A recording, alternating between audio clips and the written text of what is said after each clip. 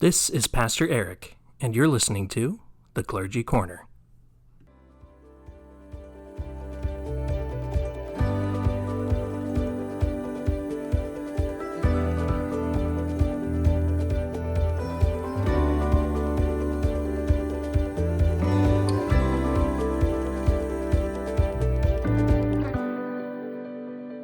Welcome to episode 290 of the special podcast about life and faith. I'm your host, Eric Borstad, the pastor of Ankeny United Church in Ankeny, Iowa, and it is my hope that this will be a time of reflection, healing, and wholeness for you. There are certain events that take place during the course of our lives that come to define a generation. For some, it was the attack on Pearl Harbor. For others, maybe the assassination of President John F. Kennedy or Martin Luther King Jr., or for our younger folks in the world today, going through the pandemic, COVID-19. These monumental events shape generations of Americans and their attitudes about the world, and it especially is the case when these events happen during someone's adolescence. So for my generation, right, the millennial age group, the defining moment of our lifetime was the terrorist attack on September 11th, 2001. I was in junior high at the time, 7th grade, and as with most of these life-shattering moments, so many of us can remember exactly where we were and what we were doing when we first heard about the news. For me, I was in my social studies class with a first-year teacher that I had grown to appreciate. And during class, someone abruptly came into the room, walked briskly over to my teacher, and whispered in his ear. And it's funny, the things that you remember, right? Because I can still see his face so clearly as the news was whispered into his ear. I remember the way that his face dropped. It changed. I think he knew what so many of us wouldn't understand. We were still basically kids, right? So here he was, this brand new teacher, and now he had to explain to a group of children that the World Trade Centers had been attacked. The rest of the day was a blur, and the television screens in every class and in the cafeteria were turned into the news. And the only other thing I remember about that day was standing in the cafeteria next to my friend Austin. He was a friend of mine growing up, and he always wanted to be a soldier. He ended up going into the Marines. But I remember that day standing next to him, we were both looking at the TV, and I remember him saying 3 words softly.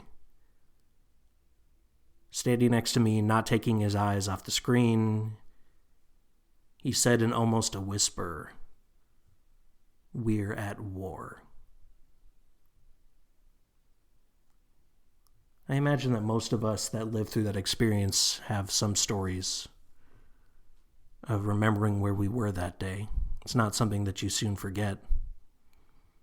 Maybe you were with family or with breakfast or out at work, but for some people, they weren't miles away or they weren't somewhere across the country. For many people, their work, their duty caused them not to flee to safety, but rather to charge forward and head into the danger on the front lines. That's why today, on this anniversary of September 11th, I want to lift up and hear some stories of some of these first responders on that fateful day. Their day started out like any other, but it would end with their world being changed forever. These are stories of firefighters, EMT workers, EMS personnel, individuals who answered our need, answered the call in our darkest hour and sacrificed so much for the sake of caring and helping for others. So as we remember what happened on that fateful day, 2 decades ago at this point, 2 decades plus, let us take time to hear some stories from those who stared into the face of death on that day. So first, I want to lift up a story from Luis Garcia from EMT Unit 6.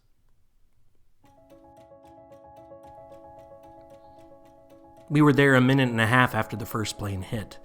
Steve opened up the back and I started filling the ambulance with people. Somebody on scene was ordering us to triage to stay there on scene, but I felt in my heart that it wasn't the right thing to do. I looked at Steve. He was trying to help these people in the back, trying to clean their wounds and cool them off. I said, "We're going to transport."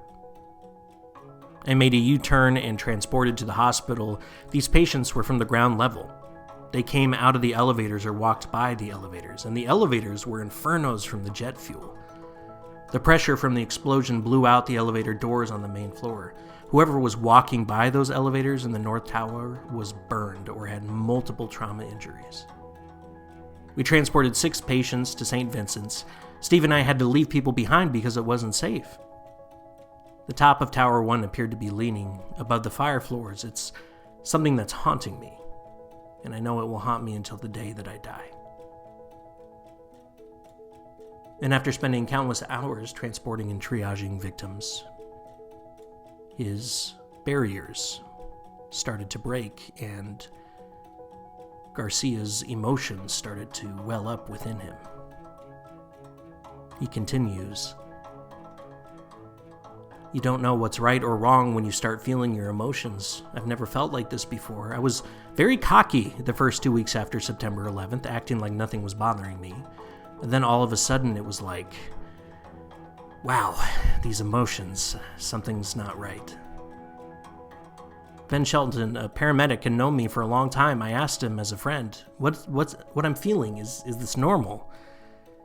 He said, "I've been doing EMS a long time and I've never, ever felt like this." I was confused by my feelings, but Ben gave me very good advice. I felt comfortable with what he said to me. It kind of gave me a sort of closure.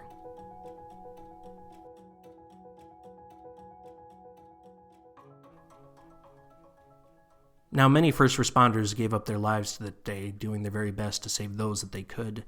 And even for those that were lucky enough to survive, there were moments when they felt like they weren't going to make it home alive. Just like New York Fire Department Davila tells in this story.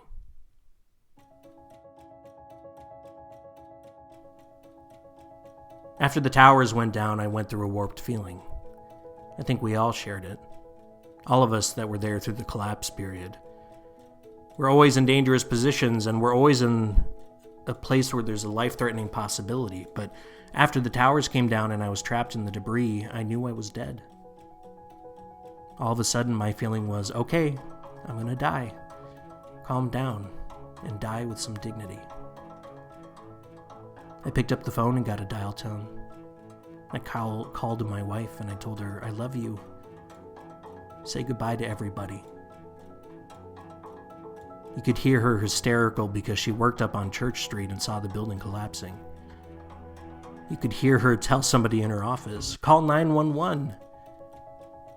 I said, "Fern, I am 911.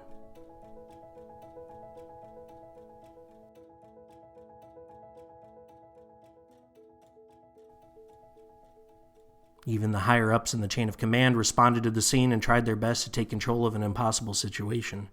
Zachary Goldarth, the deputy chief of the New York Fire Department, reminisces and looks back on what that day was, even for him. He says,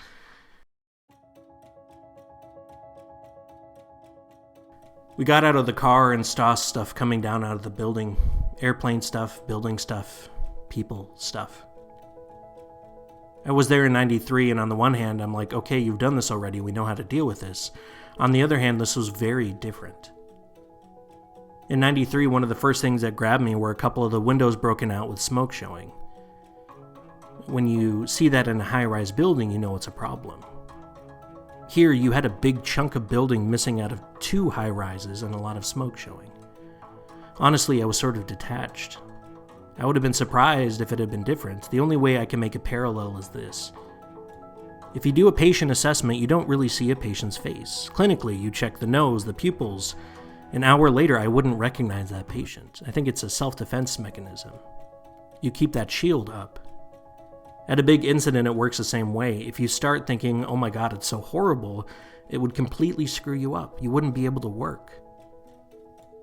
I was in the middle of the intersection at West and Vasey, looking back on the scene, trying to do an assessment, and I said to myself, I don't like the way this looks. I don't remember exactly what I saw. I think I was seeing things that I now don't want to remember. I was looking south on West, and Mary was looking up, and all of a sudden she shouts, "Oh my God, it's coming down."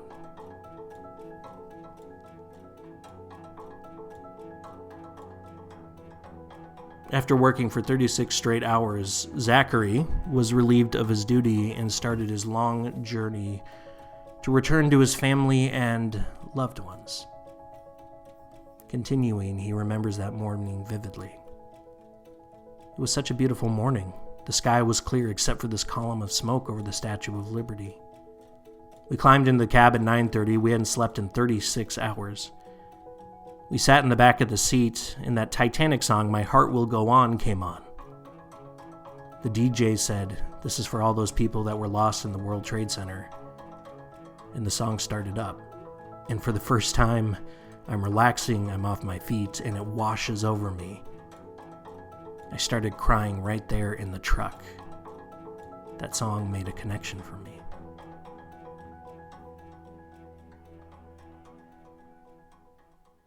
And the trauma these first responders faced that day can never be truly understood. In the aftermath of the attacks, Jennifer Beckham, a New York EMT, reflects upon what it was like after their first few days. She says, "I don't know if it really hit me yet. I've only cried once. I get teary-eyed. I still have nightmares that me and Bonnie are on the 106th floor trying to break a door open.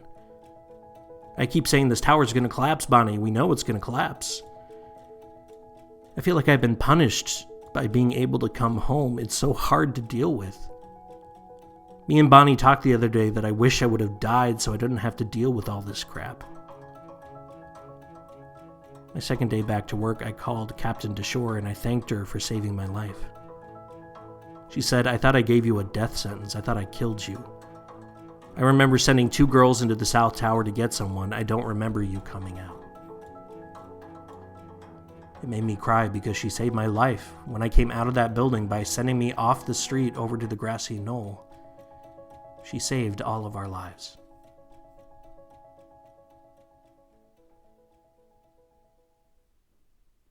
And for some of these first responders, the wounds that they faced, physically, emotionally, mentally, spiritually, they would not be able to heal. Jack Delaney, the director of the New York EMS, notes that in the aftermath of the attacks, the sacrifices of the first responders were so quickly forgotten.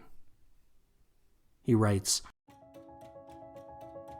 "Out of our 23 responders, 14 were injured. And when you're looking at 10-foot beams that weigh 13 tons, these things that are 6 inches thick, all you need is for one of them to just tap you on the shoulder and you'll never be talking about it." And the lack of recognition of the EMS efforts by news media and others have affected the staff. I try to get them to put everything into perspective. Had the towers not collapsed, we probably would have gotten a lot more recognition. Mostly, I think people are upset about the lack of recognition for those that have fallen.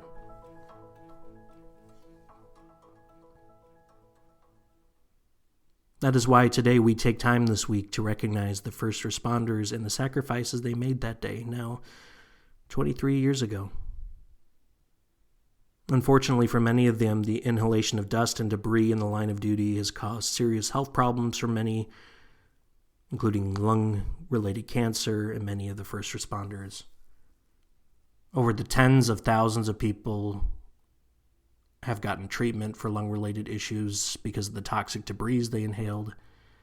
And of course, the psychological effects have certainly taken a toll as well. Many of those workers that day have been diagnosed with PTSD and because of what they have seen and experienced firsthand. You know, after the events 23 years ago, the world wouldn't ever be the same. Our lives would never be the same. And for those that were on the front lines that day, know the pain and the impact of that day more than anyone else. So as we remember and honor those who lost their lives on that day, I also want to make sure that we take the time to lift up those brave men and women who ran toward the sound of danger rather than running the other way. So I ask that you join with me on this day to lift up all of our first responders who put their lives on the line for the sake of helping others. Let us lift them up in prayer for all that they do, and let us give our thanks.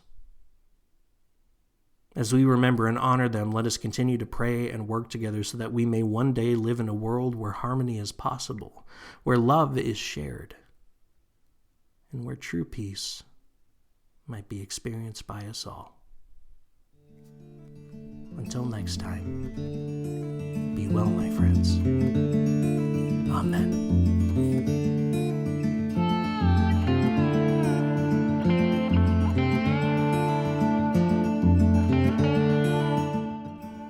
Thanks once again for listening. If you want to learn more about Ankeny UCC, go to ankenyucc.org.